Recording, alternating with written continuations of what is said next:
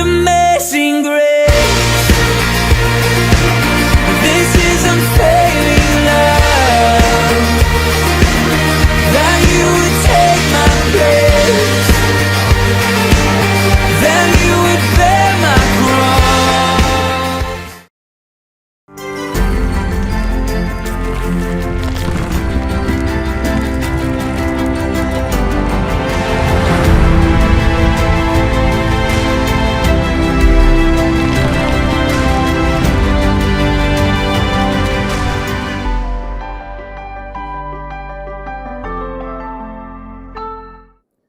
Sejam todos muito bem-vindos a mais uma transmissão do Instituto Vida para Todos. Tema geral, a Palavra da Vida, a comunhão da vida e pedras vivas para a edificação. Estamos nas Epístolas de Pedro. Mensagem de número 25, o julgamento de Deus sobre os ímpios. A leitura da Bíblia é 2 Pedro, capítulo 2, versículos de 1 a 9. Nós havíamos falado até agora como o primeiro capítulo de 2 Pedro é de suma importância para nós entendermos que não é meramente nós adquirirmos conhecimento bíblico, mas Deus deseja fazer com que Cristo, como a fé objetiva, seja transmitida para dentro de nós e reproduzida na nossa fé subjetiva. Portanto, o apóstolo Pedro, logo no início de sua segunda carta, ele nos informa que nós recebemos, como o povo de Israel recebeu, cada um deles recebeu por sorte, que para eles foram repartidas a terra boa de Canaã, e cada um recebeu um lote igualmente precioso, e nós também, no Novo Testamento, recebemos a fé subjetiva igualmente preciosa para cada um de nós. E Deus vai nos aprovar ou nos reprovar de acordo com o quanto se conseguiu ser sedimentado, o quanto da realidade divina, da verdade de Deus, conseguiu ser gravada e está fazendo parte do nosso ser. Portanto, irmãos, é muito importante nós trabalharmos na nossa fé subjetiva. Nada substitui a própria verdade de Deus sendo gravada, sendo impressa dentro do nosso coração na fé subjetiva. E para isso nós devemos trabalhar com diligência, mas trabalhar com o quê? Trabalhar com a palavra, porque a palavra é que traz a fé objetiva, que é Cristo, que é o próprio Deus, para dentro de nós, com todas as suas riquezas, a sua vida e a sua natureza. Portanto, nós precisamos, enquanto vivemos, precisamos trabalhar para que a nossa fé subjetiva seja, participe de uma maneira subjetiva de todos os elementos que há na fé objetiva. E dessa maneira nos será dada a entrada, a ampla entrada no reino eterno de nosso Senhor Jesus Cristo. Isso eu terminei até capítulo 1, versículo 1 até 11, de 12 até 15, nós falamos ontem à noite, que Pedro fala claramente da importância da presente verdade, a importância da palavra dos apóstolos, do ensinamento dos apóstolos, porque é uma palavra que vem de Deus e que faz parte das escrituras proféticas, como disse Paulo em Romanos capítulo 16, e essa palavra é a palavra profética que Deus falou com o povo de Israel no Antigo Testamento através dos profetas, e que também no Novo Testamento Deus continua usando os seus profetas, que foram os apóstolos, né, do primeiro século. Eles foram usados por Deus como canais para falar a palavra da profecia, e essa palavra é extremamente importante, porque somente ela transmite a fé objetiva, transmite Cristo, transmite a realidade divina para dentro da nossa fé subjetiva. Qualquer outra palavra não tem esse poder, não transmite, né, o próprio Deus para dentro de nós. Por isso, nós precisamos de muita clareza com relação à palavra de Deus, que Deus usa o seu canal em cada era, cada época, para que essa palavra possa transferir todos os elementos da realidade divina na fé objetiva para dentro de nós, como nossa experiência, como nossa parte, né, como nossa própria história, como a nossa parte do nosso ser na nossa fé subjetiva. Muito bem, dito tudo isso, nós entramos no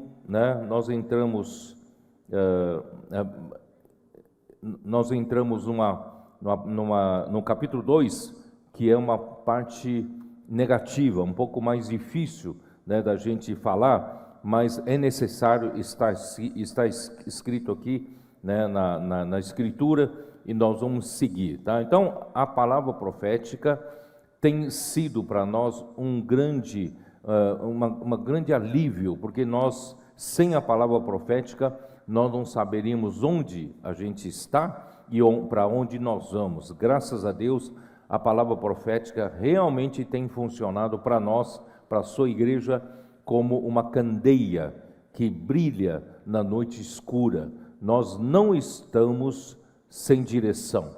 Nós sabemos para onde nós vamos, porque nós sabemos onde nós estamos. Portanto, irmãos, isso é uma grande graça do Senhor. Nós temos a palavra profética.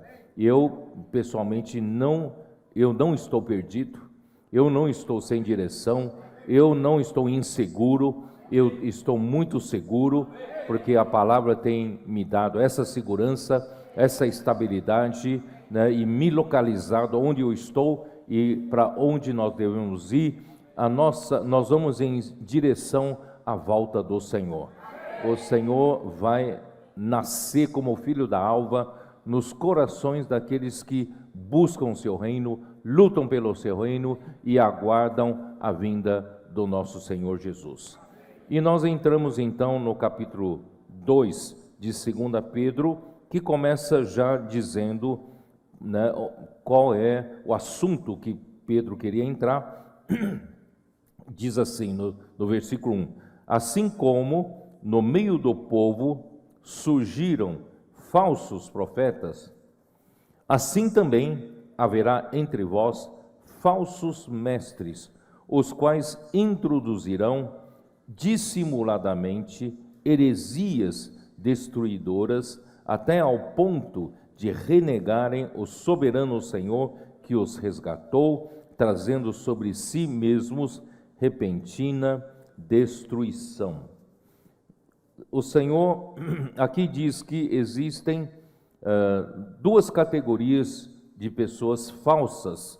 Aqui fala primeiramente dos falsos profetas. Falsos profetas são aqueles que, né, presumem falar em nome de Deus, mas Deus não os autorizou a falar em seu nome, né?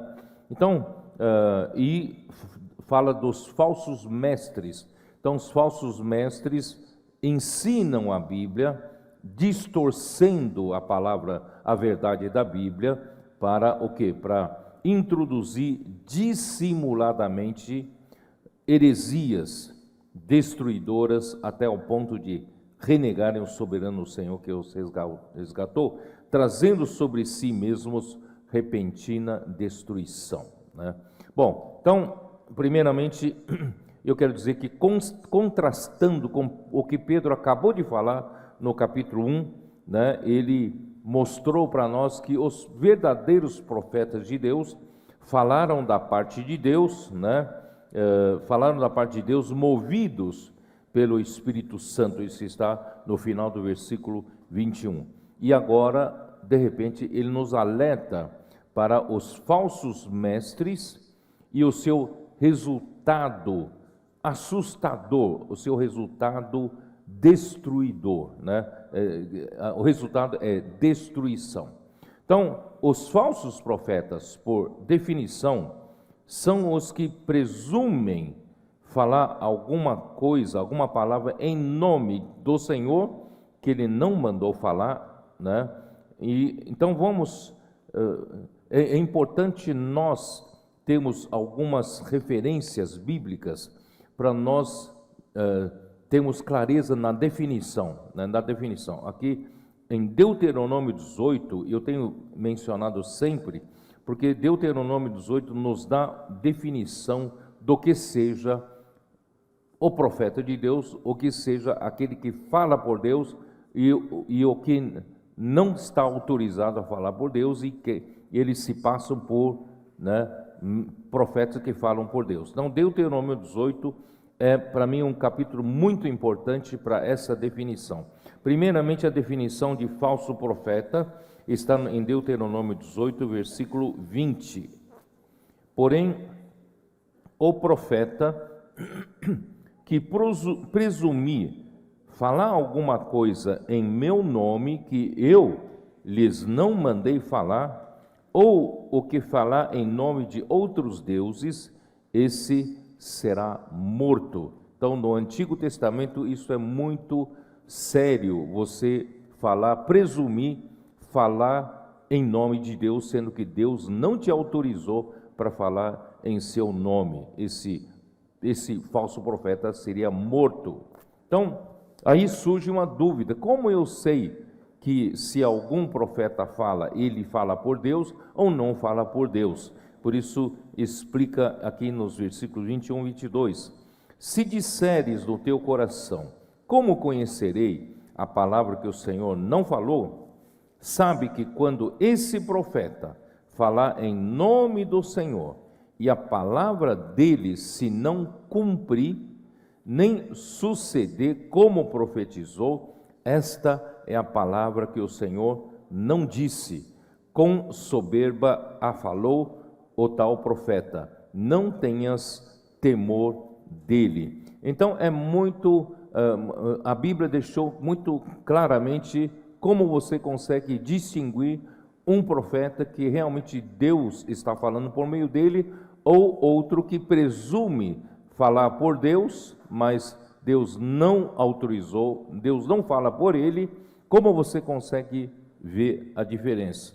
Assim como Moisés, que ele era verdadeiramente um profeta de Deus, Deus usava a ele para falar e dar direção para o povo de Israel. No entanto, a sua própria irmã Miriam e o seu próprio irmão Arão questionou a Moisés: será que Deus só fala por Moisés?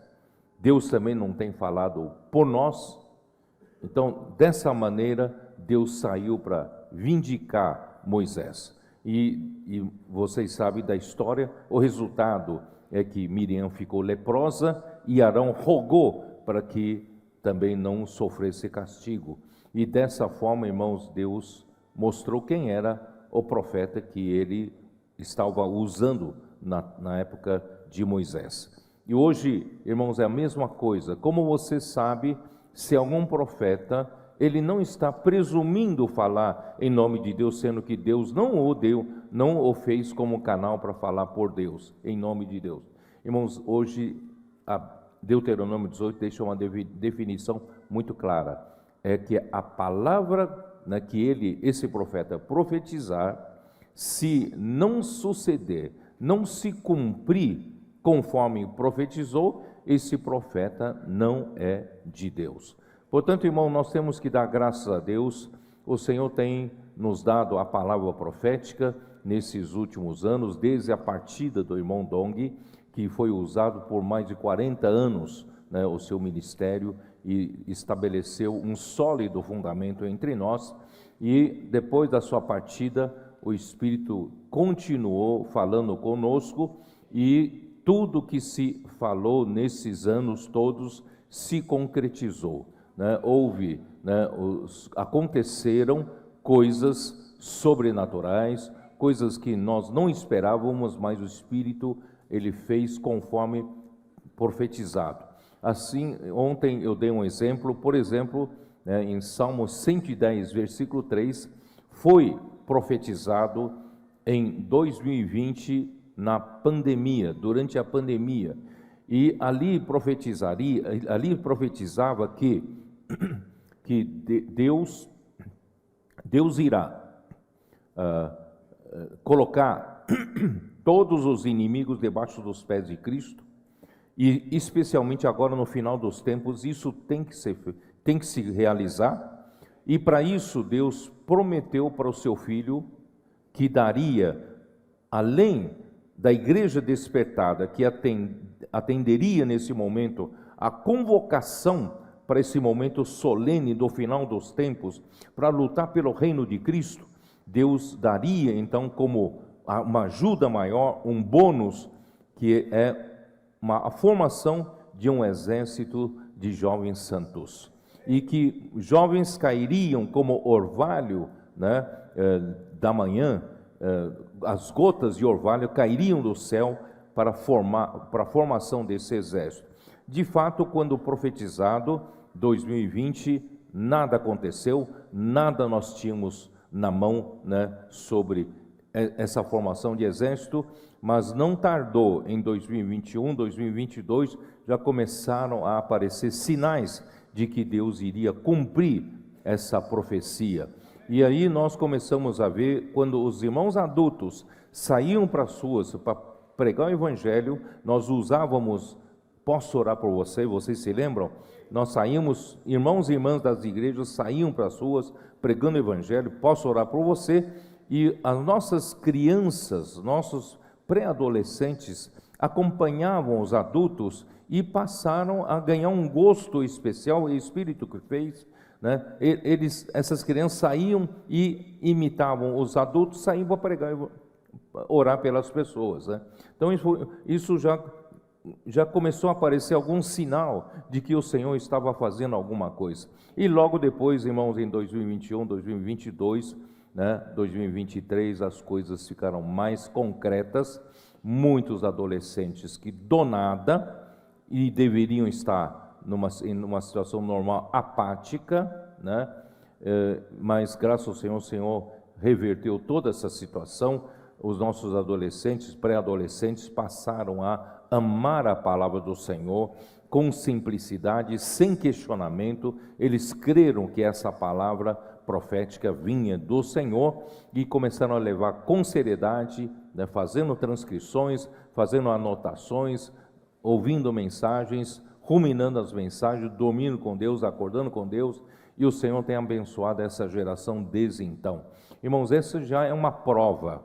Agora, sem falar nos demais, né, a comportagem, que tem sido uma coisa tão difícil, especialmente vocês aqui no Cone Sul, vocês sabem, porque aqui foi, além da região 6 de Belo Horizonte, na região de Minas e Espírito Santo, ali, né, começou também um grupo de comportores, e além disso, aqui, né, foi outra sede forte de comportagem, e nós todos presenciamos a dificuldade que era, né, nós damos continuidade à comportagem, mas de repente de 2017, especialmente 2019, o Senhor replicou esse espírito de comportagem dinâmica para 27 equipes, e assim isso se tornou uma bênção para nós, né?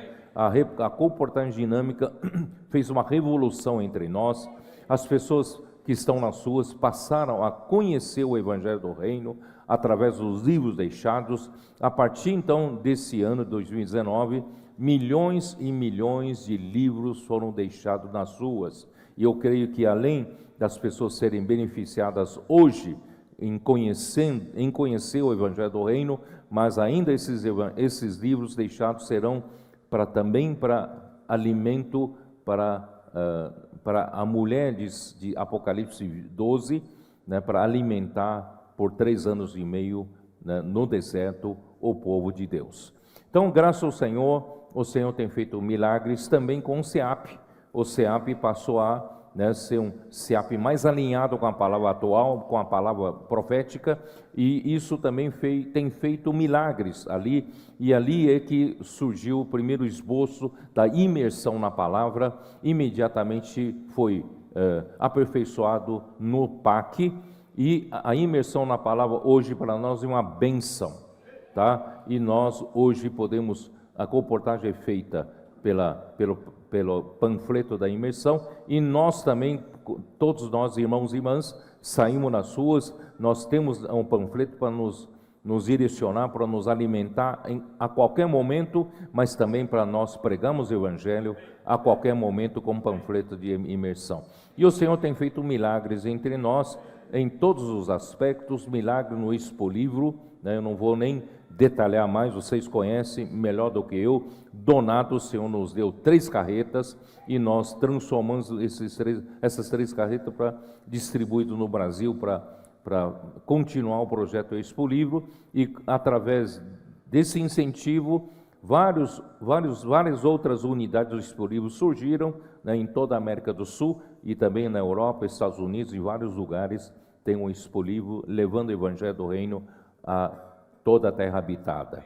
E, dentre muitas outras coisas tem acontecido, isso tem provado que a palavra tem realizado a obra e que a palavra profética, ela realmente é confirmada pelo que sucede, se cumpre, a palavra se cumpre. Irmãos, isso é que nos dá segurança, isso é que nos dá tranquilidade de que nós estamos no caminho certo. É só nós continuarmos, irmãos, a tendo um coração simples, um coração humilde, para amar essa palavra, crer nessa palavra, e essa palavra vai operar eficazmente na igreja entre os que creem nela, Então é isso que tem acontecido entre nós. Então, então, agora o apóstolo não só alertou sobre falsos apóstolos, falsos profetas, e ele alerta sobre os falsos mestres que introduzem sorrateiramente. O que é introduzir sorrateiramente? É como o sentido é introduzir por contrabando, secretamente, dissimuladamente, fingidamente, heresias destruidoras, isto é, os falsos mestres introduzem falsos ensinamentos juntamente com os ensinamentos verdadeiros. Quer dizer, eles pegam o ensinamento verdadeiro da Bíblia e eles colocam ensinamento falso. E isso é como dar um doce e colocar no veneno junto nesse doce, Então, enganando os irmãos incautos, despreparados. Então, essa palavra sorrateiramente também foi usada por Paulo em 2 Timóteo, capítulo 3. Vocês se lembram? Paulo alertou que nos últimos dias sobreviriam tempos difíceis.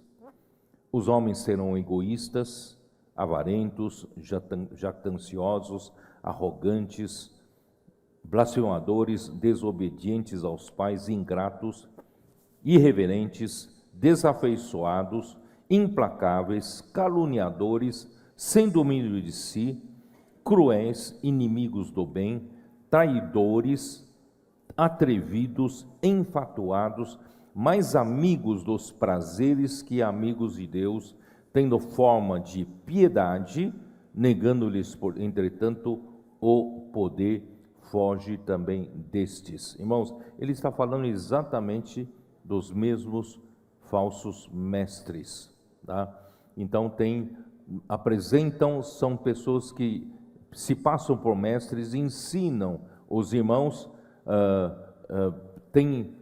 mostra a aparência de espiritualidade, é muito piedoso, muito espiritual, mas não tem um poder da vida, nada acontece, né, por meio da pregação dessas pessoas, podem ter pregações bonitas, mas não tem poder de Deus, né? Então, aqui fala para fugir desse. Aí no versículo 6, Paulo fala assim: pois entre estes se encontram os que penetram sorrateiramente nas casas e conseguem cativar mulherinhas sobrecarregadas de pecados, conduzidos de várias paixões, que aprendem sempre e jamais podem chegar ao conhecimento da verdade. Irmãos, são pessoas, os nossos mestres gostam de procurar pessoas insatisfeitas, pessoas que têm algum problema, sempre tem algum problema oculto no coração. Eles gostam de procurar, porque esses são presas fáceis, né, para esses falsos mestres. Portanto, irmão, não vamos deixar-nos ser presas fáceis. Vamos ter solidez na fé. Vamos realmente levar a sério essa questão de a fé, né, que é Cristo, que é próprio Deus, sendo trabalhada para dentro da nossa fé subjetiva. Se você tem conteúdo, você trabalha com a palavra, essa palavra é verdadeira, vem no canal certo, do profeta certo, e você constitui-se com essa verdade de Deus, você não tropeçaria, você não cairia nessa conversa, né, dos falsos mestres. Portanto, irmãos, vamos seguir de perto a palavra, vamos estar junto com aqueles, né, que invocam o nome do Senhor, né, que seguem a palavra profética. Você estará seguro, do contrário, você será presa fácil para esses falsos mestres. Irmãos, também Romanos 12, eu tenho enfatizado também o modelo que Paulo deixou para quem ministra a palavra na igreja, para a gente não ser enganado, né? Aqui Paulo fala em capítulo 12 de Romanos, versículo 6, porque ele está falando dos membros, cada um tem os seus dons, tem suas funções, né? Então, aqui principalmente tem 3 categorias que são dons relativos ao falar, relativo à palavra, né? Então, vamos ver o que fala aqui. Tendo, porém, versículo 6, tendo, porém, diferentes dons segundo a graça que nos foi dada, se profecia, seja segundo a proporção da fé. Profecia, né? Aqui fala profecia, que é o profeta, aquele que profetiza. Se ministério, dediquemo-nos ao ministério, aqui é mais serviços, né? Servir em serviços. E o que ensina, esmere-se no fazê-lo. Ensinar também está relacionado à palavra.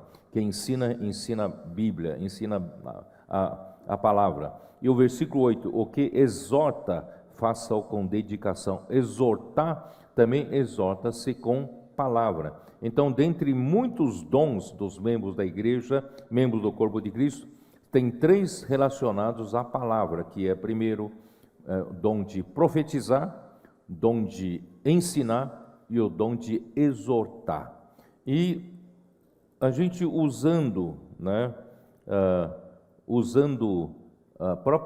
as notas de rodapé na versão Restauração, nesse trecho, ali deixa claro de que profetizar aqui não está falando de meramente falar, né, falar na igreja por Deus, mas aqui se refere à procedência da palavra, da profecia, isto é a profecia que vem da revelação direta de Deus. Paulo, por exemplo, em Gálatas 1, ele deixa claro que ele não aprendeu com os homens, né, aquilo que ele ensina. Antes ele recebeu a revelação de Jesus Cristo para ele poder ministrar, né, como profeta de Deus, como apóstolo de Deus. Então, são esses profetas que Paulo se referia. É um profeta que recebe a revelação de Deus, direta de Deus, e passa para a igreja. E na igreja muitos podem profetizar, mas esse profetizar é profetizar tendo comunhão sobre o ensinamento dos apóstolos, né?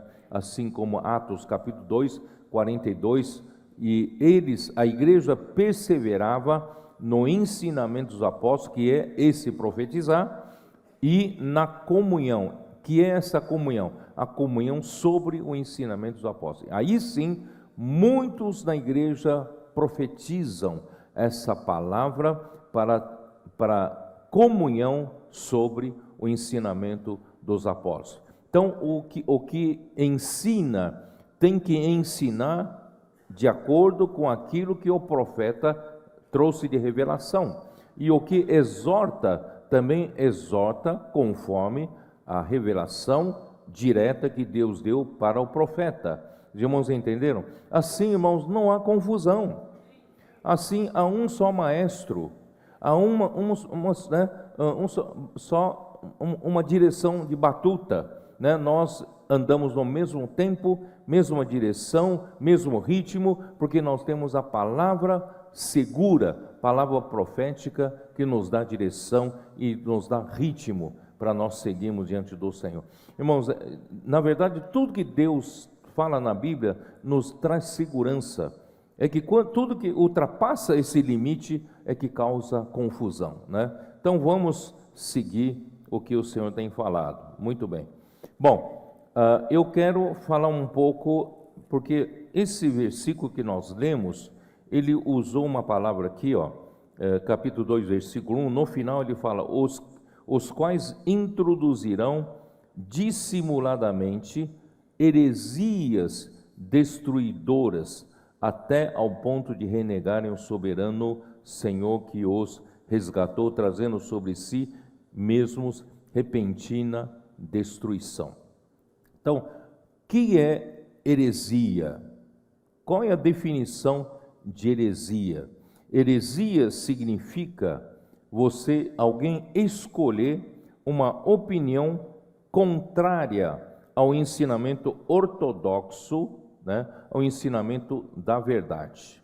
Então, se os apóstolos estavam trazendo ensinamentos dos apóstolos, ensinamento saudável, né, que era a palavra da verdade, então a heresia é você escolher uma opinião contrária, uma opinião diferente, tá? Alguém que diz, não, eu não concordo com essa linha dos apóstolos, eu tenho uma outra opinião, tá? E você adotar essa outra opinião, isso é a definição de heresia. Heresia, tá? Então, são ensinamentos que provocam divisões, são ensinamentos que produzem facções. Essa palavra é também usada para seita, denotando grupo de homens que escolheram uma opinião contrária ao que é normalmente aceito. Vocês estão entendendo? Então, essa é a definição de heresia. Agora, existe um problema de aplicação. Se o que é ensinado como ensinamento ortodoxo é o ensinamento dos apóstolos, é a revelação de Jesus Cristo, irmãos, então tudo que traz a opinião contrária e faz uma escolha da opinião contrária é heresia, é seita, tá certo? É isso que está entendendo. Só que, irmãos, quando a igreja entrou em degradação, quando a igreja entra em degradação, aí, em um determinado momento do estágio da igreja em degradação, e aquilo é aceito como normal, aí tem problema de alguém ser taxado de herege. Então, tudo depende do padrão da igreja no momento. Se o padrão no momento da igreja é o ensinamento ortodoxo dos profetas, dos apóstolos, dos ensinamentos dos apóstolos, bom, realmente heresia é uma coisa feia, né? Seita é uma coisa feia, totalmente contrária àquilo que os apóstolos ensinam, certo? Mas se no momento, porque tudo vai depender do que é o que se diz ortodoxo naquele momento, né? Por exemplo, na Idade Média, quando a igreja o papado de Roma, a igreja de Roma, certo? Ali já tinha entrado o período da igreja em Tiatira, muita degradação entrou na igreja, certo? Muita degradação. Aí o Senhor começou a usar, por exemplo, no século XII, eu tenho falado muito sobre isso, usou Pedro Valdo, e através de Pedro Valdo vieram os valdenses. E eles faziam o quê?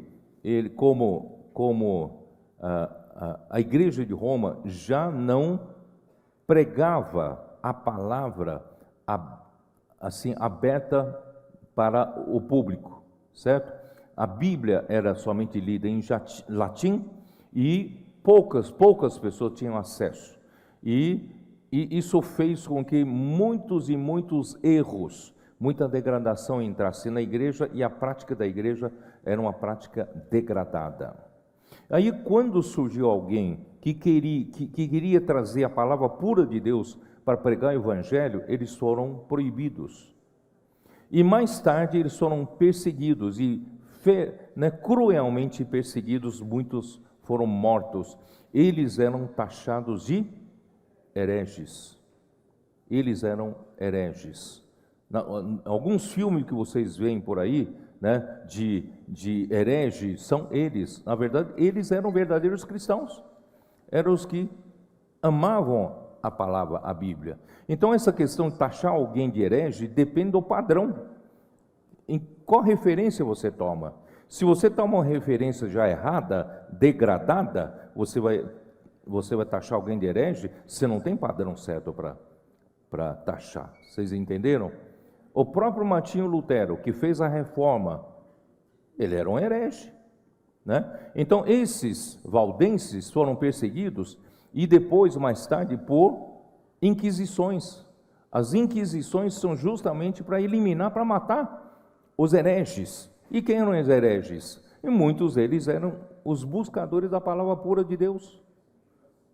Entenderam? Então depende muito do padrão. Por exemplo, se o padrão hoje do cristianismo é um padrão da situação ainda degradada de hoje, e usar isso como padrão de comparação, e pode usar um termo errado, chamar alguém de herege ou chamar alguém de seita, irmão, porque você não tem padrão certo para dizer isso.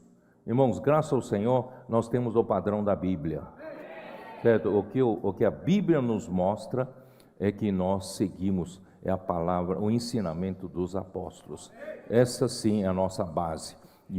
A base é a Bíblia, a base é o ensinamento dos apóstolos. Então, só para vocês deixarem claro, não se assuste você vendo alguns filmes, os hereges, Inquisição matando hereges, você vai dizer, oh, que legal, vamos matar herege.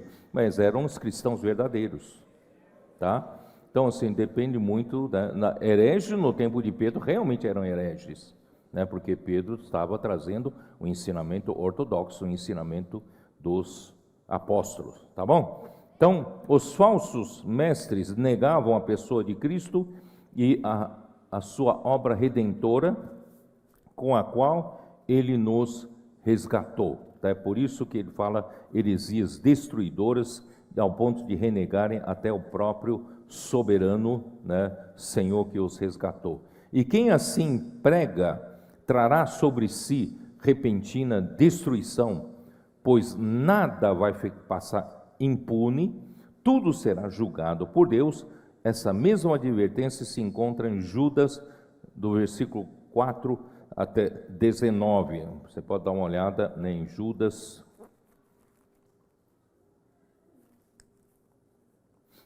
4 a 19. Então eu quero falar para vocês, irmãos, muitas coisas passam e você às vezes pensa, olha, tem gente aqui, tem falso mestre que tem prejudicado, tem enganado os irmãos, muitos foram enganados, eles saíram da linha certa, e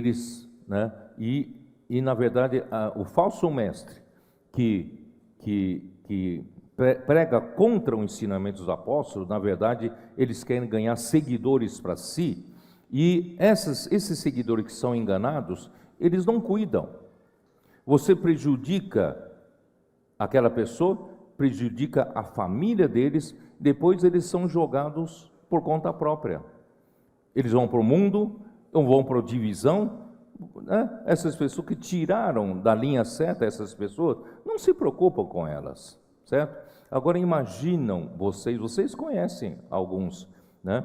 Imaginem alguns que foram enganados, têm filhos adolescentes. Esses filhos adolescentes estão fora do ambiente dos nossos adolescentes, fora do ambiente da casa de adolescentes. Eles estão jogados para onde? Eles estão jogados por leões, estão jogando para o mundo. Dali a pouco, qual é a direção, qual o destino desses adolescentes? Para onde eles vão? E os nossos adolescentes estão crescendo de uma forma tão saudável, né? Por isso, irmãos, quem vai pagar esse preço? Alguém vai pagar. Por isso aqui fala, nada ficará impune.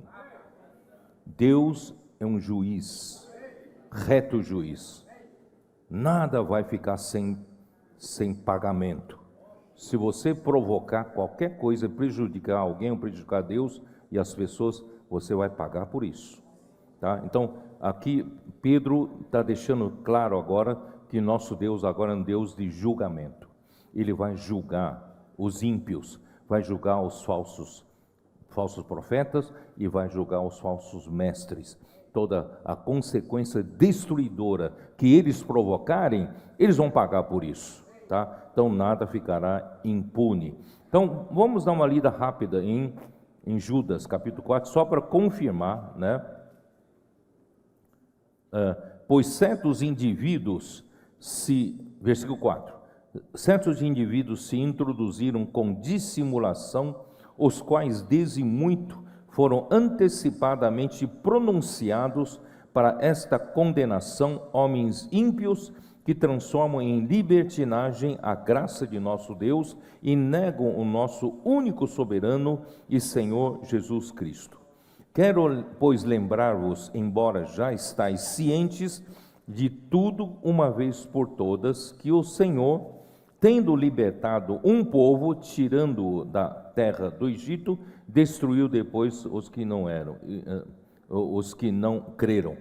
E a anjos, os que não guardaram o seu estado original, mas abandonaram o seu próprio domicílio, ele tem guardado sob trevas, em algemas eternas para juízo, né, do grande dia. Bom, eu vou tratar um pouquinho mais tarde sobre isso. Aqui, irmãos, só para vocês verem que essa situação horrível que Deus o que aconteceu em Gênesis capítulo 6, eu falei de uma forma bem superficial, né, capítulo 6 de Gênesis, quando o homem, né, vocês se lembram, quando os filhos de Deus, aqui fala, né, vamos lá para Gênesis 6, é um assunto difícil de falar, eu não gosto de falar muito, mas é importante vocês terem, né, a noção certa do que aconteceu, né? Aqui fala, capítulo 6 de Gênesis, versículo 1, como se foram multiplicando os homens na terra, e lhes nasceram filhas, vendo os filhos de Deus que as filhas dos homens eram formosas, tomaram para si mulheres as que entre todas mais lhe agradaram. Então disse o Senhor, o meu espírito não agirá para sempre no homem, pois este é carnal, e os seus dias serão 120 anos. Ora, naquele tempo havia gigantes na terra, e também depois, quando os filhos de Deus possuíram as filhas dos homens, as quais lhes deram filhos, estes foram valentes varões de renome na antiguidade. Viu o Senhor que a maldade do homem se havia multiplicado na terra e que era continuamente mal todo desígnio do seu coração. Então se arrependeu o Senhor de ter feito o homem na terra, isso lhe pesou no coração. Disse o Senhor, farei desaparecer da face da terra o homem que criei. Irmãos, foi uma medida extrema que Deus teve que tomar, porque aqui os filhos de Deus aqui referem-se aos anjos, e as mulheres são os filhos dos homens, e os anjos saíram do seu estado original, porque eles não se casam, não se casam, não tem, né? Não tem essa possibilidade, mas eles saíram desse seu domicílio, no seu estado original, e possuíram as filhas dos homens. Irmãos, isso é uma coisa horrível. Deus nunca, né, toleraria isso. Por isso, irmãos, nasceram-lhes gigantes de estatura enormes, tá? E passaram a praticar violências, matando, né? Porque a disputa pela comida era muito grande, nada saciava esses gigantes, e no fim, irmãos, a maldade se multiplicou, a violência se multiplicou na terra, e mais do que isso, Deus não podia tolerar que tivesse a mistura de sangue. Deus criou a raça humana tem que permanecer pura como raça humana, certo? Então Deus destruiu aquela geração toda através do dilúvio. E quem provocou isso são esses anjos que eu li agora em Judas, certo?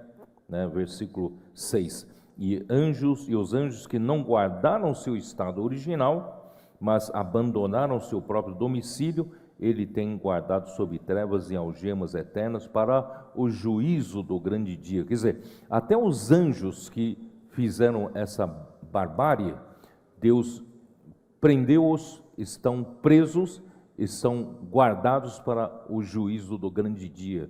Quer dizer, Deus não vai deixar nada impune, tudo será julgado. Não pensa você, eu vou fazer isso, Deus não está vendo, eu vou fazer aquilo, ninguém está vendo, irmão, tudo será julgado. Então, Deus é um reto juiz, tá? Então, vou deixar para comentar mais coisas depois. Muito bom, então vamos lá para versículos 2 e 3, que nós não entramos, né? 2 Pedro 2. Versículo 2: E muitos seguirão as suas práticas libertinas, e por causa deles será infamado o caminho da verdade.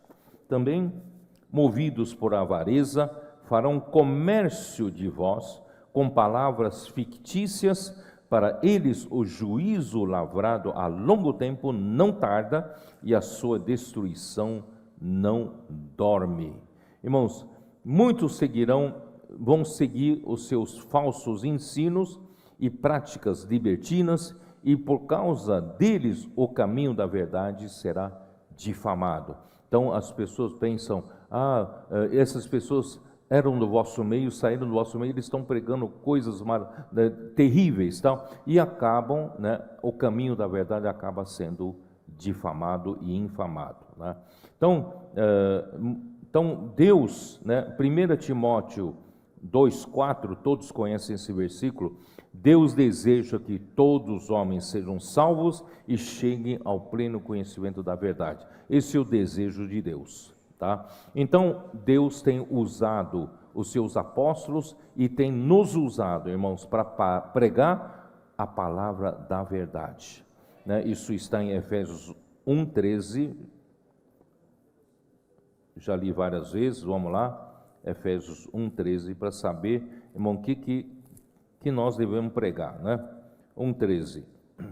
Em quem também vós, depois que ouvistes a palavra da verdade, o evangelho da vossa salvação, tendo nele também crido, fostes selados com o Santo Espírito da promessa. Quer dizer, quando a palavra dos profetas, a palavra dos apóstolos e a palavra que você prega é a palavra da verdade, então essa palavra da verdade é o evangelho da salvação das pessoas. E quando você prega a palavra da verdade, as pessoas são salvas. Nessa palavra da verdade tem poder. E essa pessoa que for salvo pela fé, essas pessoas serão selados pelo Espírito Santo da promessa. Vocês entenderam? Então, se a palavra não é a palavra da verdade, não produz esse efeito. Então, somente a palavra da verdade é que tem poder e produz esse efeito. Colossenses 1,5, dá uma olhada. Colossenses 1,5: por causa da esperança que vos está preservada nos céus, da qual antes ouvistes pela palavra da verdade do Evangelho. Por isso, irmãos, o que nós pregamos tem que ser a palavra da verdade. A palavra da verdade tem poder e produz salvação, né, e produz fruto do Espírito. Tá?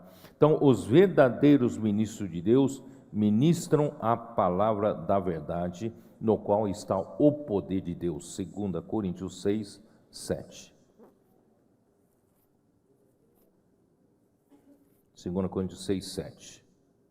Na palavra da verdade e no poder de Deus, pelas armas, acho que vocês não vão entender o contexto. Versículo 4. Pelo contrário, em tudo recomendando-nos a nós mesmos como ministro de Deus, né, os apóstolos, né, na muita paciência, na muita perseverança. Eu já falei da importância da perseverança, na muita paciência, nas aflições, nas privações, nas angústias, nos açoites, nas prisões, nos tumultos, nos trabalhos, nas vigílias, nos jejuns, na pureza, no saber, na longanimidade, na bondade, no Espírito Santo, no amor não fingido. Agora o versículo 7.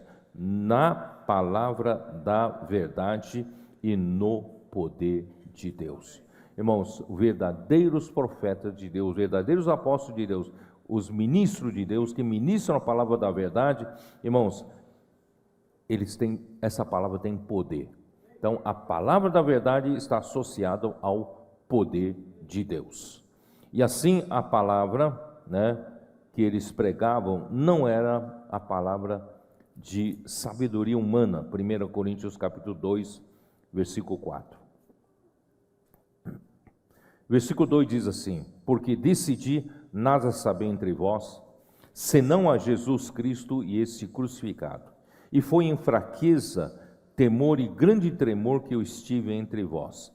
A minha palavra e a minha pregação não consistiram em linguagem persuasiva de sabedoria, mas em demonstração do Espírito e de poder.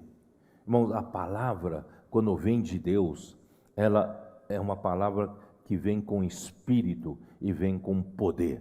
E você sente o seu coração arder. Você não tem essa sensação? Quando a palavra vem de Deus, você arde o seu coração. Porque é espírito e é poder, né? Para que a vossa fé não se apoiasse em sabedoria humana, mas e sim no poder de Deus. Irmãos, essa é a grande diferença entre os falsos mestres e os verdadeiros mestres. Os falsos mestres pregam uma palavra bonita, como Paulo fala assim, né? Com sabedoria de palavra. Ele é muito sábio em usar palavras. Ele é muito sábio em manipular você emocionalmente, né? Deixa você quase que chorando, né? Emocionado, ouvindo essas palavras, tal, né? Mas, irmãos, aqui Paulo fala assim, capítulo 1, versículo 17: porque não me enviou Cristo para batizar, mas para pregar o evangelho, não com sabedoria de palavra, para que se não anule a cruz de Cristo, né? E versículo 23: mas nós pregamos a Cristo crucificado, escândalo para os judeus, loucura para os gentios, mas para os que foram chamados, tanto judeus como gregos, pregamos a Cristo, poder de Deus e sabedoria de Deus. Irmão, nós temos que confiar que é a palavra que tem poder para fazer a obra de Deus. É a palavra, é o próprio Cristo, é a própria sabedoria de Deus, né, que opera na igreja para fazer a obra de Deus. Não é palavra de sabedoria, palavra persuasiva, de linguagem, palavras bonitas, não. É a palavra que tem que sair com espírito e com o poder de Deus. Essa palavra é que faz a obra de Deus. Então, irmãos, a palavra é a verdade que santifica a igreja. Isso nós vimos em João capítulo 17, não vimos? João 17, 17. Você sabe falar de cor, não?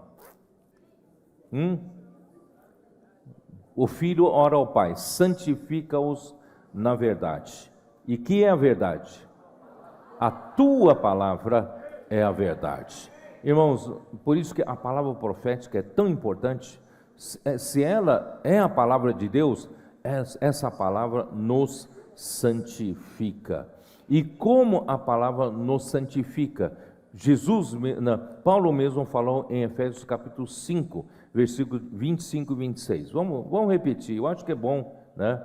Nunca é demais a gente entender como a palavra atua em nós. Efésios 5, versículo 25 e 26. Maridos, amai a vossa mulher, como também Cristo amou a igreja, a si mesmo se entregou por ela. Cristo se entregou pela igreja. Ele amou a igreja de tal maneira que ele entregou-se pela igreja. Mas com que objetivo? Versículo seguinte: para que a santificasse. Irmãos, por que Cristo salvou você? Porque ele um dia, né, o evangelho da salvação chegou até você. É fazer de você parte da igreja. E que ele está fazendo com a igreja? Ele está santificando. E como ele santifica a igreja? Pela lavagem de água, pela palavra. É o que está escrito aqui, ó. Para que a santificasse, tendo-a purificado por meio da lavagem de água pela palavra. Irmãos, a palavra de Deus, quando vem de Deus, é como água que traz o quê? Melhor entendimento, eu não sei mais como explicar melhor para vocês, é a corrente sanguínea que corre dentro do meu corpo, né? A corrente sanguínea que anda no meu corpo, traz o quê? Traz nutrientes e traz oxigênio, é o que todas as minhas células precisam. As células minhas, para poder, né, viver e trabalhar, precisa de energia. E a energia vem por onde? Vem dos nutrientes da comida que você comeu. Extrai-se nutrientes e oxigênio. Quando você respira, os pulmões transferem oxigênio para a circulação sanguínea. Então a palavra que nem essa água, né? Porque o sangue é praticamente água, né? Grande parte é líquido, água. Então o sangue é um veículo que leva nutrientes e leva oxigênio para cada célula. A palavra de Deus está fazendo isso, levando para você nutrientes e também oxigênio, para você ter energia da vida para servir ao Senhor, para viver a vida cristã, certo? Mas por outro lado, essa mesma água, mesmo sangue que supre cada célula com nutrientes e oxigênio, também lava cada célula, limpa cada célula, porque todo ser vivo, ele tem entrada e saída, certo? Ele recebe uma coisa positiva e tem que lançar fora resíduo. É assim, as células também têm resíduos, tem que lançar fora. E quem que vai levar embora? É a água.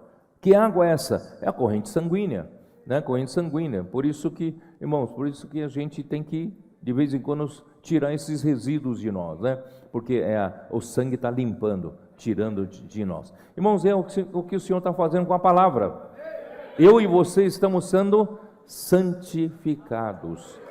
Nós ainda temos muitos elementos do velho homem, mas a palavra está nos lavando, tirando elementos do velho homem, né? E está colocando o elemento do novo homem, colocando elementos de Deus, né? A fé sendo projetada na minha fé subjetiva. E é dessa maneira, irmãos, que o Senhor está trabalhando conosco. Vamos lá. Vamos voltar lá.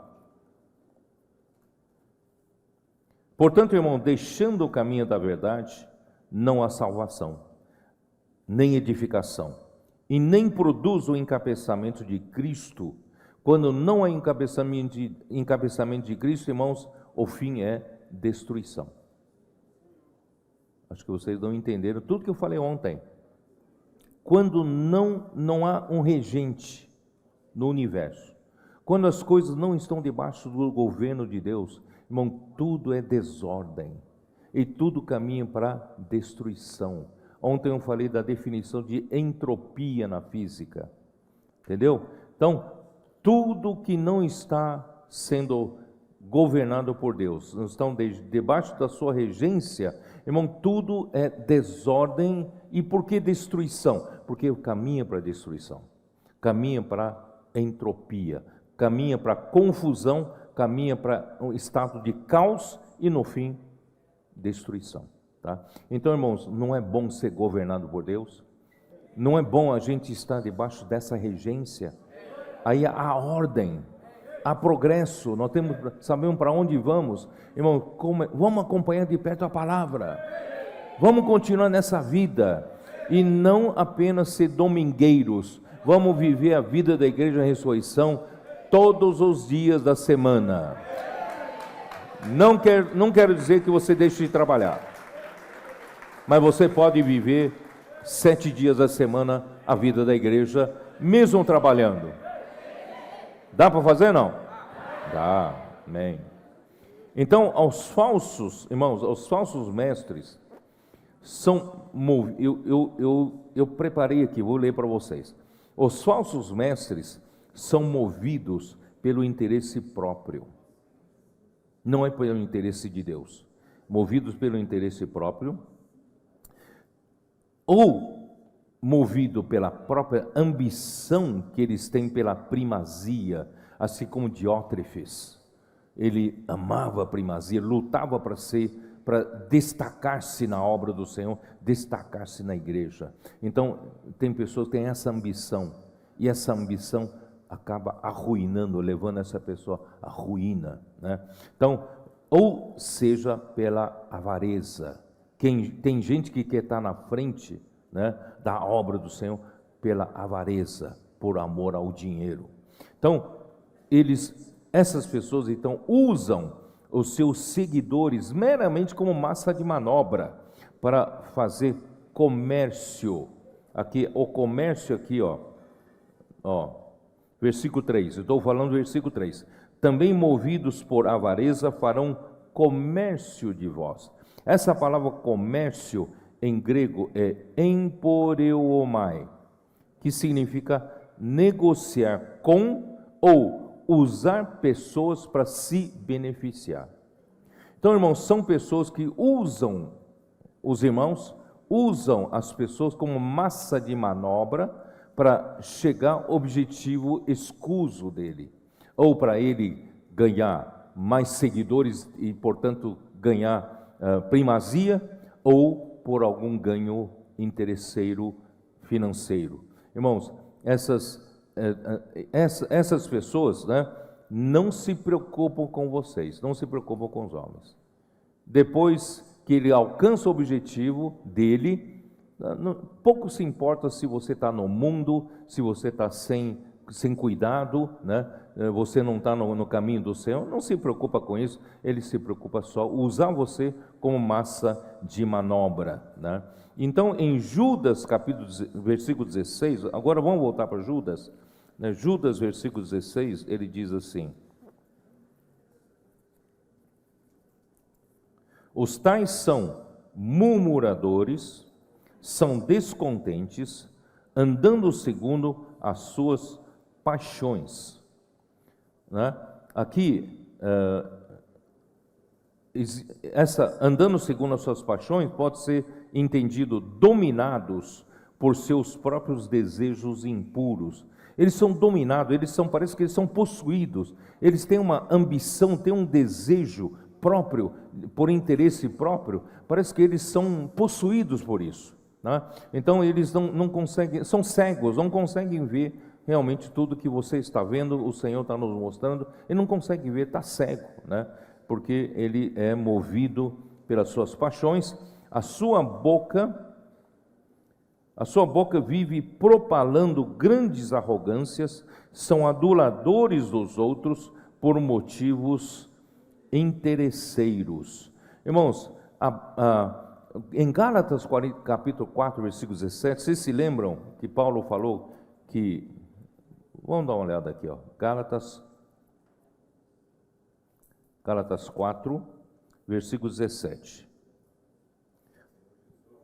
Então, versículo 16 diz assim: tornei-me porventura vosso inimigo por vos dizer a verdade? Os que vos obsequiam não o fazem sinceramente, mas querem afastar-vos de mim, para que o vosso zelo seja em favor deles. Irmãos, esses são os falsos mestres. Não têm interesse puro. O interesse dele não é interesse do Senhor, né? Eles têm interesse próprio deles. Então, eles andaram denegrindo Paulo, falando mal de Paulo, né? E tentando conseguir seguidores entre os Gálatas. Para quê? Para eles querem isolar os Gálatas de Paulo. Isolando, você não tem mais suprimento da palavra. E sem suprimento da palavra, a sua saúde espiritual decai. E quando cai a imunidade espiritual, vira presa fácil para essas pessoas que têm interesses escusos, né? Para levar pessoas para seguir atrás de si. Então eu vou ler um dos comentaristas da Bíblia, Vincent, não sei se vocês conhecem. Então, segundo Vincent, ele diz assim: é por causa do interesse, a sua glória, a glória desses falsos mestres, a sua glória consistia em ter multidão de seguidores. Então eles querem seguidores, porque tendo seguidores, tem fama, tem exaltação, né? São exaltados e eles alcançam o objetivo, se for financeiro também alcança o objetivo financeiro. Então, irmãos, as características dessas pessoas, eles vivem murmurando, estão sempre insatisfeitos, eles estão sempre à procura dos insatisfeitos. Você já percebeu isso? Tem gente que só procura quem está insatisfeito. Irmão, quando o irmão Dong falou, enfatizou tanto na comportagem, irmão, já começaram alguns que não concordavam com o irmão Dong. E tinha alguns que são insatisfeitos e alguns que procuram esse insatisfeito para formar um clube dos insatisfeitos, né? Aí, dali a pouco surgiu o SEAP. SEAP também, né? Tem alguns que são insatisfeitos né? O Expolibro, né? Então, tem sempre um clube dos insatisfeitos. Aí, quando chegou no Bucafé, então, não sei se vocês passaram por essa fase. Quando chegou no Bucafé, a insatisfação ficou quase que generalizada, certo? Irmão Dong falando para a gente abrir Bucafé, entrando em comércio. Irmão, vocês conhecem o irmão Dong, que não tem mínima, né, pretensão comercial nisso. É para que as pessoas possam nos ver, podemos conversar com eles sobre o Evangelho do Reino, né, num ambiente informal, para ajudar as pessoas e nós pregamos o Evangelho do Reino. E só que, né, então tem gente sempre murmurando, sempre insatisfeito e procurando outras pessoas insatisfeitas. Na verdade, qual é o interesse deles? É conseguir seguidores. Ah, eu também estou insatisfeito. Ah, você está insatisfeito? Então, né, vamos colocar o ombro uns aos outros para chorar, né? Então, é mais ou menos isso. Então, é muito parecido com, vocês se lembram da história, quem sabe conhece a história de Absalão? Acho que os adolescentes não conhecem ainda a história de Absalão, né? Absalão era um filho do rei Davi. Como ele queria subir ao trono, ele usou de meios feios, maldosos. O que ele fazia? Ele ficava na porta da cidade, as pessoas que entravam na cidade, e ele perguntava, conversava com as pessoas. Quando ele percebia que essa pessoa tinha alguma insatisfação contra o rei Davi, ele aproveitava e fomentava essa insatisfação. E quando foi perceber, Davi foi perceber, Absalão já tinha ganho uma quantidade enorme de seus seguidores, dos seus adeptos, dos seus apoiadores.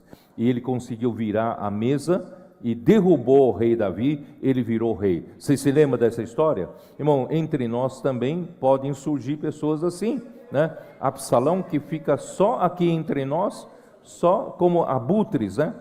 Procurando gente né? Procurando carniça, né? Para perguntar, você concorda com isso, você não concorda com aquilo, né? Então ele forma os seus seguidores de insatisfeitos, são murmuradores. tá? Eles vivem murmurando, estão sempre insatisfeitos, são dominados pelos seus desejos de impuro ou de ambição pela posição, ambição de ter muitos seguidores, ambição pela fama. Irmãos, eles são dominados. Quando eu falo dominados, irmão, é como possuídos de demônio, sabe? Então eles parece que não conseguem enxergar mais nada, eles são possuídos nesse desejo impuros. Aí usam palavras fictícias, né? Moldadas segundo as suas próprias imaginações. Vocês sabem disso. Aí começam a falar besteira, começam a falar, né, contra a palavra profética, contra tantas coisas, né? Então, o Senhor sabe, né? Para eles, irmãos, o juízo lavrado há muito tempo não tarda e a sua destruição não dorme. Então, as cartas de Pedro ressaltam o julgamento de Deus, primeiramente sobre a sua casa. Isso está em 1 Pedro, capítulo 4, só relembrando vocês, né? Capítulo 4 de 1 Pedro, versículos 17 e 18, como diz: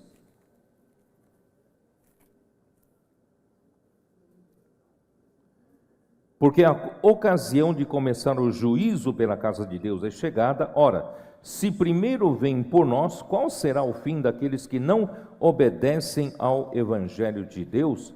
Irmãos, Deus, né? E se com dificuldade que o justo é salvo, onde vai comparecer o ímpio? Sim, o pecador. Então, aqui, né, Pedro enfatiza que Deus é um juiz, ele vai julgar. Nada disso vai ficar impune, né? Então, ele também julga os anjos. Nós acabamos de ler capítulo 2, versículo 4, né? Até os anjos, Deus não poupou anjos quando pecaram, né? E também sobre o mundo antigo do tempo de Noé, versículos 5 a 9, vamos dar uma olhada, né? E não poupou o mundo antigo, mas preservou a Noé, pregador da justiça, e mais 7 pessoas, quando fez vir o dilúvio sobre o mundo dos ímpios, e reduzindo a cinzas a cidade de Sodoma e Gomorra, ordenou-as à ruína completa, tendo-as posto como exemplo a quantos venham a viver impiamente, e livrou o justo Ló, afligido pelo procedimento libertino daqueles insubordinados. Porque este justo, pelo que via e ouvia quando habitava entre eles, atormentava sua alma justa cada dia por causa das obras iníquas daqueles. É que o Senhor sabe livrar da provação os piedosos e preservar sob castigo os injustos para o dia do juízo. Tá? Então, irmãos, se aqui ele associa tudo isso a respeito dos ímpios, desde os anjos, né, de Gênesis 6 que pecaram, até a geração de Noé e também sobre a geração de Ló, Sodoma e Gomorra, tá? E vocês sabem que aqui, eu não vou detalhar sobre Gênesis 6, né? Porque eu falei algumas mensagens passadas, né? Aí de repente uma irmã me procurou, né? Falou: irmão, como é que é possível, né, os anjos caídos terem feito aquilo, né, possuído as filhas dos homens, né, e se eles não têm corpo e tal, né? Então eu falei: não me pergunte, porque eu também não sei, né? Mas eu quero dizer para vocês que nós fomos criados inferior aos anjos em termos de poder. Os anjos são superiores a nós em poder. Isso está em Hebreus capítulo 2. Deus criou o homem um pouco menor do que os anjos. Os anjos têm muito mais poder do que nós, tá? Embora eles não tenham um corpo de homem, mas eles podem tomar. Por exemplo, a história de Ló. Quem que foi tirar o Ló de Sodoma? São 2 anjos, não é isso? o Senhor ouviu a prece, a oração, intercessão de Abraão, e o Senhor resolveu tirar Ló de lá. E quem foi enviado para tirar? 2 anjos, e eram homens. Como é que tomaram forma de homens? Eram anjos. E chegaram lá, os homens de Sodoma, né, vocês sabem, os homens de Sodoma eram ímpios, eram pecadores demais, certo? E eles queriam abusar dos 2 anjos que estavam em forma de homens. Vocês entenderam? Então, por aí vocês tiram alguma conclusão. Eu também não é minha explicação, tá? Se vocês tiram alguma conclusão, irmãos, eu só sei que alguma coisa feia aconteceu lá em Gênesis capítulo 6, certo? E Deus não tolerou aquilo, tá? E não pode tolerar. E ele associa, Pedro associa o que aconteceu com Gênesis 6, irmão, associa o que aconteceu em Sodoma e Gomorra, tá? Então, irmãos, essa maneira de vida imoral, ímpia, era típica tanto nos dias de Noé como nos dias de Ló. Ló armou, dá uma olhada rápida em Gênesis 13, né? Gênesis 13.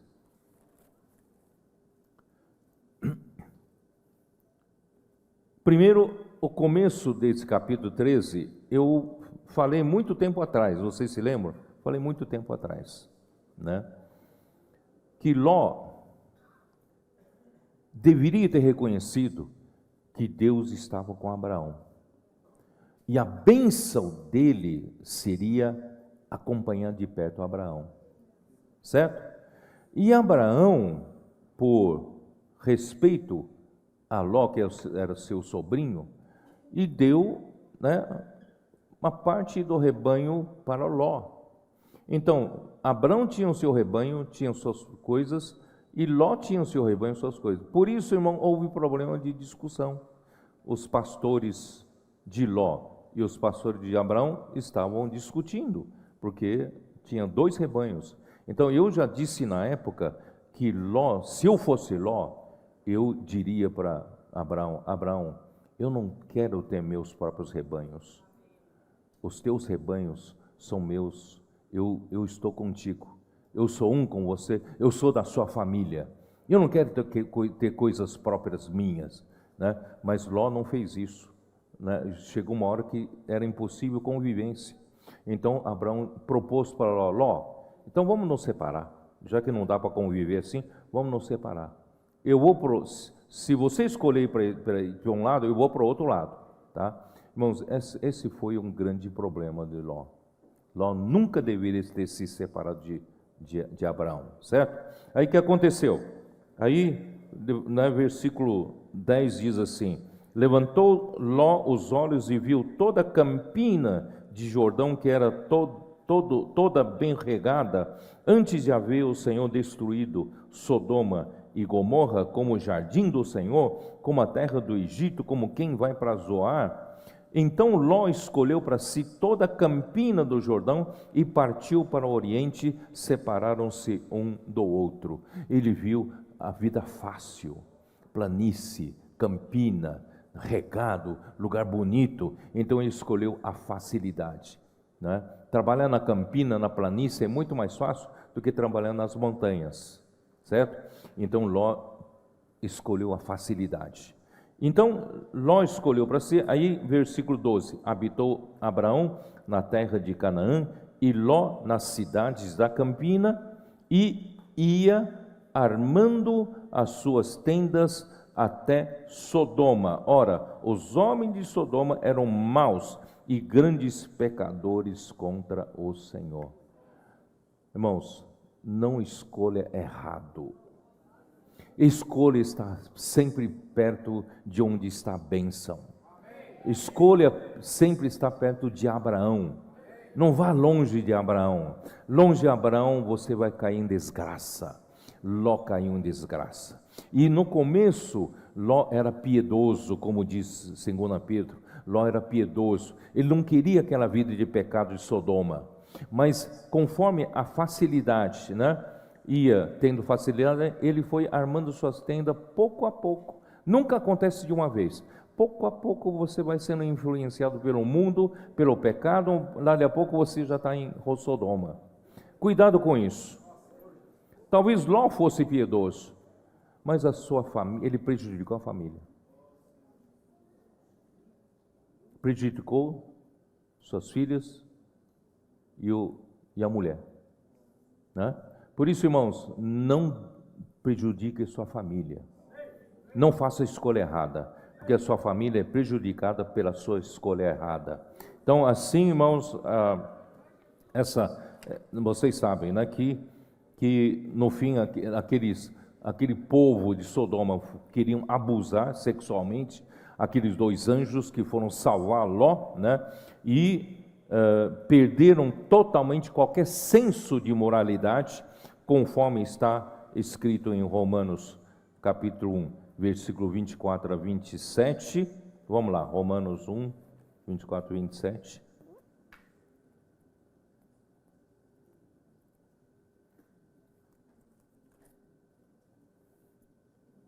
Por isso Deus entregou tais homens à imundícia pela concupiscência do seu próprio coração, para desonrarem o seu corpo entre si.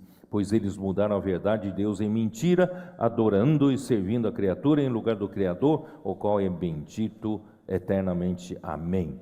Por causa disso, os entregou Deus às paixões infames. Irmãos, eu não quero nem continuar lendo isso aqui, só para vocês entenderem a que ponto chegou Sodoma e Gomorra e a que ponto Ló foi pouco a pouco se aproximando dessa vida de pecados, né? Então, irmãos, quando Deus livrou Ló, afligido pelo procedimento libertino deles, que viola a própria natureza e a consciência dos homens que não tinham princípios, eram homens que perderam totalmente o senso de moralidade e da vergonha, não tinham mais vergonha. A palavra insubordinados em grego é atesmos, que significa alguém que transgride as restrições da lei e satisfaz os seus próprios desejos. E aqui Pedro insiste que Ló era justo pelo que via e ouvia quando habitava entre eles, né? Embora fosse justo, eu vou ler aqui o que eu escrevi. Embora fosse justo, a escolha de Ló arruinou a sua vida e da sua família. Você concorda comigo? A vida fácil em toda a campina do Jordão o atraiu e foi armando as suas tendas até Sodoma, cujos homens eram maus e grandes pecadores contra o Senhor. Aliás, Ló nunca deveria ter se separado de Abraão, com quem estava a bênção de Deus. Devemos seguir de perto onde está a presença de Deus e a sua bênção. Escolha estar perto da palavra, perto da bênção, perto das pessoas que amam o Senhor, que amam a palavra do Senhor. Vocês adolescentes, e seja sempre perto da casa de adolescentes, dos capitães que amam o Senhor, que cuidam de vocês, não é isso? Irmãos, nunca faça escolha errada. Você prejudica a sua família. Por amor, vou ler o que eu preparei. Por amor a Abraão, Deus enviou 2 anjos para livrar Ló e sua família daquela cidade cheia de obras iníquas. Os seus genros, quando Ló falou para eles, vamos sair, os anjos estavam apressando, né? Vamos sair, e os seus anjos achavam que Ló estava contando piadas com eles, gracejando com eles, né? Então, irmãos, isso mostra que eles não tinham respeito por Ló, porque Ló acabou vivendo no meio deles com as mesmas atitudes, né? Então, advertidos para se apressarem sem olhar para trás, saíram correndo, os anjos pegaram na mão deles, vamos sair correndo, não tem mais tempo. Aí a mulher de Ló olhou para trás e converteu-se em uma estátua de sal. O que quer dizer isso? O coração da mulher de Ló estava lá, não queria sair de lá, aquela vida, né, mundana. Irmãos, por isso, irmãos, você nunca tome decisão errada a ponto de prejudicar sua família, né? E isso indica, irmãos, que a família de Ló, diferente de Ló, Diferentemente de Ló, que era atormentado pelos procedimentos libertinos dos que viviam sem princípios, a família acostumou-se a viver aquela vida ímpia. Tá? O Senhor sabe livrar da provação os piedosos. Fica aqui uma advertência. Vamos formar família e criar os filhos em ambiente saudável da vida da igreja. Que tal? Vamos criar nossa família em um ambiente saudável? Não vá procurar vida fácil. Não. Vida da igreja. Onde estão as pessoas piedosas? As pessoas que amam a palavra. Aqui você preserva a sua família. Quem se afastou disso vai prejudicar a sua própria família, a sua mulher. O seu casamento estará comprometido. Os seus filhos também estarão comprometidos de irem para o mundo, sabe? Não vão tomar essa decisão errada, tá? Ó Senhor Jesus, os injustos serão reservados sob castigo para o dia do juízo. Será o juízo do grande trono branco, que é o último juízo. Vamos dar uma olhada a Apocalipse 20, versículo 11. Já estou terminando. Apocalipse 20, versículo 11. Vi um grande trono branco, e aquele que nele se assenta, de cuja presença fugiram a terra e o céu, e não se achou lugar para eles. Vi também os mortos, os grandes e pequenos, postos em pé diante do trono. Então se abriram livros, ainda outro livro, o livro da vida, foi aberto, e os mortos foram julgados segundo as suas obras, conforme o que se achava escrito nos livros. Esse será o último julgamento. Todos os mortos serão ressuscitados para esse juízo final, né? O juízo do grande trono branco. Portanto, irmãos, o destino final dos piedosos e dos injustos será totalmente distinto. Por isso, o nosso viver hoje na igreja deve ser totalmente distinto do viver dos ímpios. E principalmente, irmão, não ser enganados pelos falsos mestres.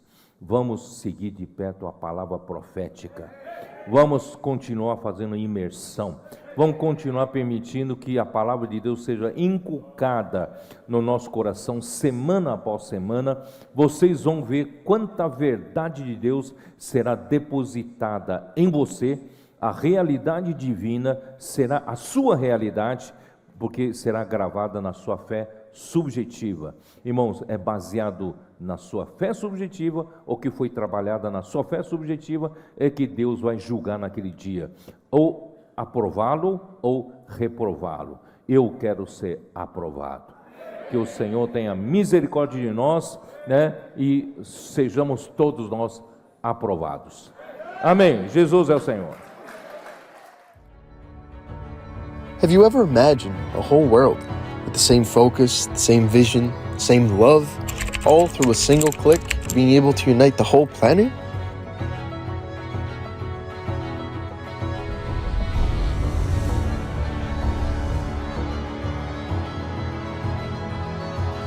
So shall my word be that goes forth from my mouth. It shall not return to be void, but it shall accomplish what I please, and it shall prosper in the thing for which I sent it. Life for all. All who want can reach this high level. It's just having the word of life, having eternal life, living in the circulation of life, in the fellowship of life. You can reach the standard that the Lord desires. Therefore, brothers and sisters, let's live in the Spirit. Set our minds on the Spirit. This life is for all who choose life, all who choose the blessing. Brothers and sisters, we choose life. God governs His church through the Word, and those who obey the Word of God are truly happy. Happy because we have order, we have government, we have direction. In any way, in any manner, in any form, in any conceivable way, in any possible manner. It's the revelation of the Word. Do you understand the difference? In John chapter 5, Jesus said to the Jews, "You examine the scriptures, thinking that they have eternal life, and you don't want to come to me to have eternal life." It's not the scriptures as dead letters. You have to go to the scriptures and look for Jesus. That is, the revelation of the Word is what gives us life, gives us strength. It's not about understanding the Bible from beginning to end. No. It's how much revelation of the Word God gives you. This revelation of the word Rema, gives us power, gives us strength to bear fruit for the Lord.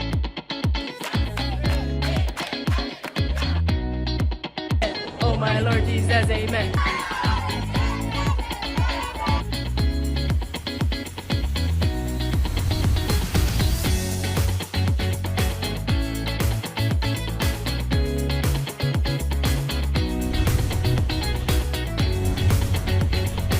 And this gospel of the kingdom will be preached in all the world as a witness to all the nations, and then the end will come.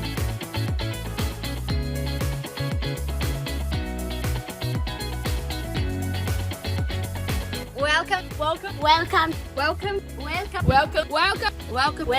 to Life for All. To life for all. Life for all. To Life for All. Life for all. Life for all. To Life for All. To life for all. To Life for All. To life for all. Life for all.